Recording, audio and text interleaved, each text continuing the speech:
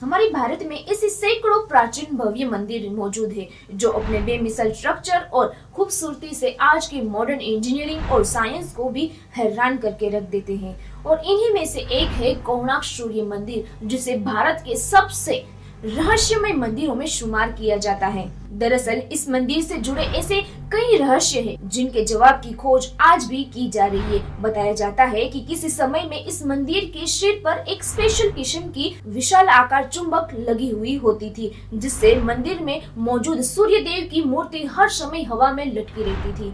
ऐसे में सवाल उठता है कि आज से सैकड़ों साल पहले इस मंदिर को आखिर किस तरह से बनाया गया होगा और क्या वजह है कि इस मंदिर का मेन गेट पिछले 118 सालों से बंद पड़ा हुआ है। इस मंदिर के बारे में इस तरह की और भी बहुत सी रहस्यमय बातें हम आज की हमारी इस वीडियो में करने वाले हैं। तो चलिए अब इस वीडियो को शुरू करते हैं। नमस्कार दोस्तों, कोणार्क मंदिर भारत के उड़ीसा राज्य में पुरी शहर से 35 किलोमीटर की दूरी पर कोणार्क नाम के एक टाउन के अंदर स्थित है। बताया जाता है कि इस मंदिर को पूर्वी गंग वंश के राजा नरसिंह देव प्रथम के द्वारा सन 1250 के आसपास बनाया गया था। राजा नरसिंह देव ने यह मंदिर भगवान सूर्य देव को समर्पित करके बनवाया था, जिसमें सूर्य देव की एक विशाल और भव्य मूर्ति स्थापित की गई थी। यहाँ तक कि इस मंदिर की संरचना भी सूर्य देव के रथ की तरह की गई है। दरअसल हिंदू धर्म में सूर्य देव को पूरे ब्रह्मांड के जीवन का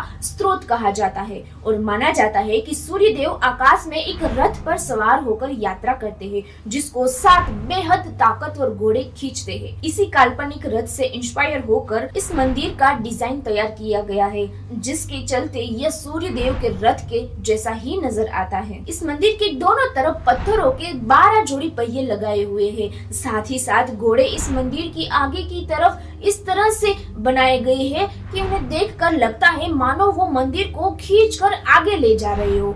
मंदिर के दोनों तरफ बने ये पहिए सुंदर होने के साथ ही प्राचीन भारतीय इंजीनियरिंग का एक बेहतरीन नमूना भी है। दरअसल ये 12 पहिए साल के 12 महीनों को दर्शाते हैं और इन्हीं पहियों की मदद से समय का सही अंदाजा भी लगाया जा सकता है। असल में यह एक ऐसे सन डायल का काम करते हैं जो सिर्फ घंटे ही नहीं बल्कि मिनट और सेकंड तक का समय बताते हैं।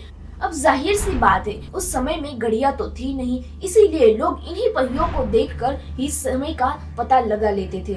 इसके अलावा इस मंदिर का रुख भी इस तरह से है कि सुबह की पहली किरण सीधा मंदिर के प्रवेश द्वार पर पड़ती है, जो दिखने में वाकई एक अद्भुत दृश्य नजर आता है। इस मंदिर की दीवारों पर नक्काशी से और मूर्ति कला का भी बेहतरीन काम देखने को मिलता है और यहाँ बनाए गए हर एक स्ट्रक्चर का अपना ही अलग मीनिंग है। जैसे इस स्ट्रक्चर को ही देख लीजिए, जिसमें ऊपर की तरफ शेर है, उसके नीचे हाथी और उनके नीचे इंसान दबा हुआ नजर आ रहा है। एक्सपर्ट बताते हैं कि इस स्ट्रक्चर में शेर इंसान के अहंकार को दर्शाता है और हाथी इंसान की इमोशन को। तो इस तरह से मूर्ति का मतलब यह निकल कर आता है कि इंसान अपने झूठे अहंकार की वजह से बनी इमोशंस में कैद होकर जिंदगी भर फंसा रहता है, यानी अपने अहंकार पर काबू पाकर ही कोई मनुष्य सही मायनों में इंसान बन सकता है। दोस्तों, ऐसी बहुत सी चीजें हैं जो इस मंदिर को इतना ज्यादा खास और रहस्यमय बनाती है, लेकिन उन सभी से सबसे ज्यादा मशहूर व विशालकाय चुंबक है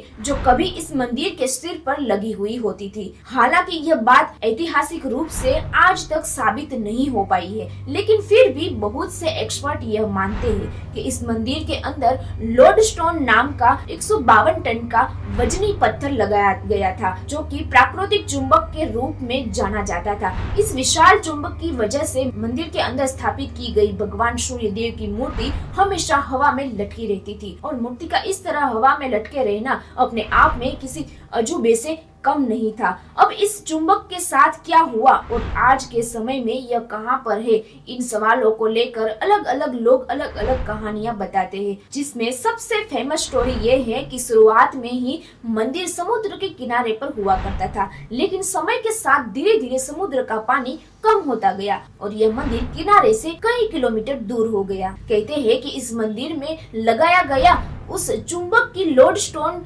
इतना स्ट्रॉन्ग था कि उसकी वजह से समुद्र में उतरने वाले पानी के जहाजों का कंपास तक काम करना बंद कर देता था। कहते हैं कि इस मंदिर में लगाया गया उस चुंबकीय लोडस्टोन इतना स्ट्रॉन्ग था कि उसकी वजह से समुद्र में उतरने वाले पानी के जहाजों का कंपास तक काम करना बंद कर देता था और वो जहाज यहाँ से गुजरते हुए अपनी दिशा तक भटक जाते थे। कहा जाता है कि पुर्तगाली नाविक अपने जहाजों को बचाने के लिए इस मैग्नेट और भगवान सूर्यदेव की प्रतिमा को मंदिर से निकाल कर अपने साथ ले गए थे और इस मंदिर से मैग्नेट का निकालना ही इसके गिरने की असल वजह बना था।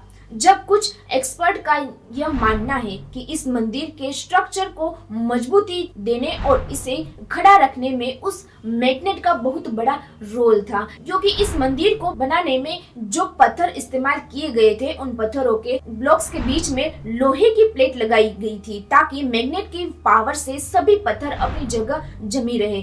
ऐसे में जब इस मंदिर के ऊपरी हिस्से से उस मैग्नेट को निकाल दिया गया तो मंदिर का पूरा स्ट्रक्चर बेहद कमजोर हो गया, जो समय के साथ साथ धीरे धीरे नष्ट होता चला गया। इसके अलावा कुछ लोग दावा करते हैं कि इस मंदिर को पुर्तगाली नाविकों ने नहीं बल्कि भारत में घुसे विदेशी आक्रमणकारियों ने नष्ट किया था और साथ ही इस मंदिर में स्थापित की गई मूर्तियों में से एक मूर्ति उड़ीसा के पुरी टेम्पल में आज भी स्थित है और एक मूर्ति दिल्ली के नेशनल म्यूजियम में रखी हुई है। हालांकि इनमें से कोई भी बात ऐतिहासिक रूप से स्थापित नहीं है। दोस्तों, इस बात में कोई शक नहीं है कि कोणार्क मंदिर बेहद अद्भुत और सुंदर नजर आता है, लेकिन मंदिर का जो हिस्सा हम लोग आज देख रहे हैं वो असल में मंदिर नहीं है। दरअसल इस मंदिर में कुल 3 मंडप हुआ करते थे, जिसमें से 2 मंडप कई सदियों पहले ही पूरी तरह नष्ट हो चुके थे और आज इसका सिर्फ एक ही मंडप रह गया है। अब इस मंदिर के बाकी हिस्सों के नष्ट होने के पीछे भी लोग अलग अलग कारण बताते हैं। कुछ लोग कहते हैं कि मंदिर के वह हिस्से आक्रमणकारियों के द्वारा किए गए हमले की वजह से नष्ट हुए थे, तो कुछ एक्सपर्ट का मानना ये है कि मंदिर कभी बन ही नहीं पाया था और मंदिर के जो हिस्से अधूरे रह गए हैं उस समय के साथ धीरे धीरे खुद ही नष्ट हो गए हैं। कुछ लोग कहते हैं मंदिर के वो हिस्से आक्रमणकारियों के द्वारा किए गए हमलों की वजह से नष्ट हुए थे, तो कुछ एक्सपर्ट का मानना ये है कि मंदिर कभी बन ही नहीं पाया था और मंदिर के जो हिस्से अधूरे रह गए हैं वो समय के साथ धीरे धीरे खुद ही नष्ट हो गए। अब इसमें से कही गई कौन सी बात सही है और कौन सी गलत है यह कह पाना मुश्किल है, क्योंकि एक्सपर्ट अभी भी इस मंदिर के नष्ट होने का असल कारण पता लगा रहे हैं। कहते हैं कि आज हमें ये मंदिर जितना ऊंचा नजर आता है असल में यह उससे कहीं ज्यादा ऊंचा हुआ करता था। यहाँ तक कि समुद्र में सफर करने वाले नाविक इस मंदिर के शिखर को अपने जहाजों से ही देख लिया करते थे। इसके अलावा एक थ्योरी यह भी है कि प्राचीन समय में कोणार्क एक मशहूर व समृद्ध शहर हुआ करता था, लेकिन 16वीं शताब्दी के दौरान जब इस मंदिर से सूर्य देव की मूर्ति हटा दी गई तब इस मंदिर में पूजा होना पूरी तरह से बंद हो गया, जिसके चलते तीर्थयात्रियों ने भी इस मंदिर में आना बंद कर दिया और देखते ही देखते यह नगर पूरी तरह से वीरान होकर जंगल के रूप में बदल गया। फिर कई सदियों के बाद जब इस मंदिर को खोजा गया तब उसकी हालत बहुत ही ज्यादा खराब हो चुकी थी और इसके कई हिस्से पूरी तरह से नष्ट हो चुके थे। आज के समय की बात करें तो इस मंदिर का सिर्फ एक ही मंडप बाकी रह गया है, जिसको इस मंदिर का प्रथम मंडप माना जाता है। लेकिन हैरानी की बात ये है कि इस मंडप के अंदर जाने के सभी रास्ते आज से 118 साल पहले ही पूरी तरह से सील कर दिए गए थे, जो आज भी उसी तरह बंद पड़े हुए हैं। अब ऐसे में सवाल ये उठता है कि आखिर इतना समय बीत जाने के बाद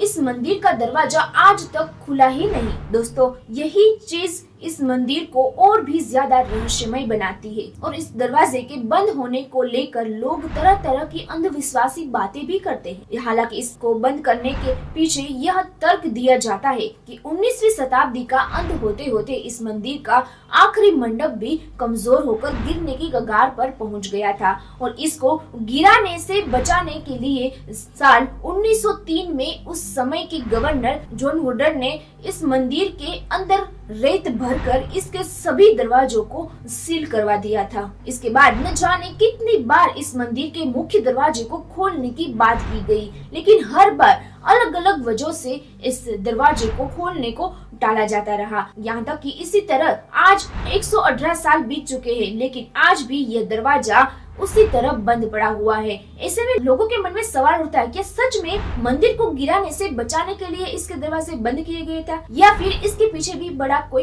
रहस्य छिपा हुआ है। खैर, इन सवालों का जवाब हम लोगों को तभी मिलेगा जब इस दरवाजे को खोला जाएगा। बाकी दोस्तों, आज के लिए बस इतना ही। वीडियो अच्छा लगा हो तो लाइक, शेयर और चैनल को सब्सक्राइब करना बिल्कुल ना भूलिए। आप अपने मनपसंद टॉपिक का सजेशन हमें कमेंट बॉक्स में दे सकते हैं, हम जरूर उन पर वीडियो बनाने की कोशिश करेंगे। धन्यवाद दोस्तों।